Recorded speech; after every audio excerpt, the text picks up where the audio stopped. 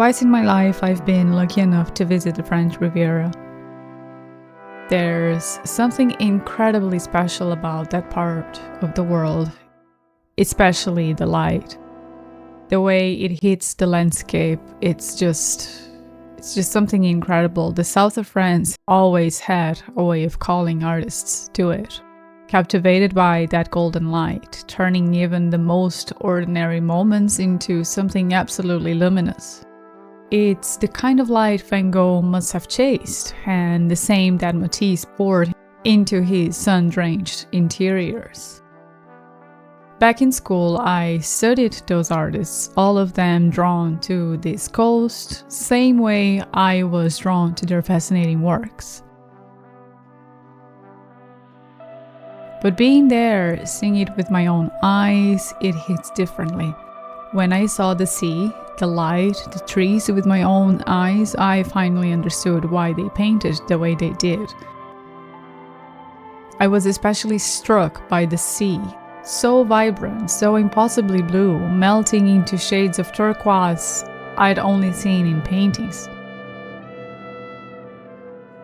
When I returned home after my second visit, I needed to paint, to keep something of that place alive on paper. Nothing too serious, just small sketches like ways to keep the memories alive.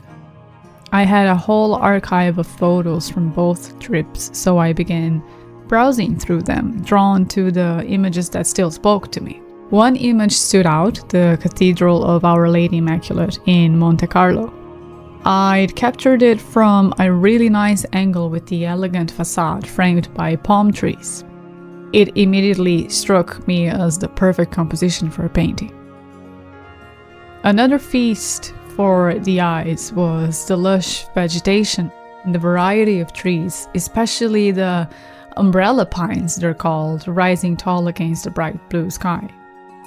And then a quick sketch of the colorful boats in the port of Nice, all lined up, colorful and bright. Only recently I returned again to paint one of those boats, a modest blue, blending into the dark shadows of the sea. I painted it in oil pastels. It's a small piece, just 14 by 15 centimeters, but I really enjoyed the process. It felt like a way of reconnecting with painting through memory, collecting the moments that stayed with me. I'd like to make that a more intentional part of my creative process. I've got so many photos and moments from my travels. Sometimes all it takes is sitting down, not to be too serious about it, and definitely not to overthink it too much. On my second trip, I had a clearer sense of what I wanted to explore. I had a more adventurous spirit and maybe a more mature eye for the language of beauty. I made a point of visiting the Matisse Museum in Nice, which was really meaningful for me. Matisse has always been one of my favorite artists. Seeing his work in the very place that inspired so much of it, that was incredibly moving. So this past week I made a commitment to myself to get back into painting landscapes and urban views. It's a way of revisiting meaningful memories and continuing to document my life, which has always been a central theme in my work. And I really enjoyed it. There's something more freeing about it, more instinctive. I definitely plan to keep painting from memory. The Bay of Nice and the Clock Tower in Nice are two works I've completed this week, both based on reference images I took during that trip, and wanting to be a study of the color blue in different ways.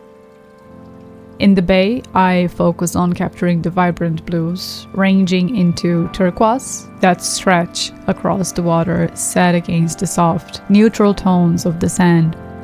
In the other piece, the deep blue of the sky contrasts beautifully with the pale yellows and pinks of the surrounding buildings. Together, these paintings become a study in color and form.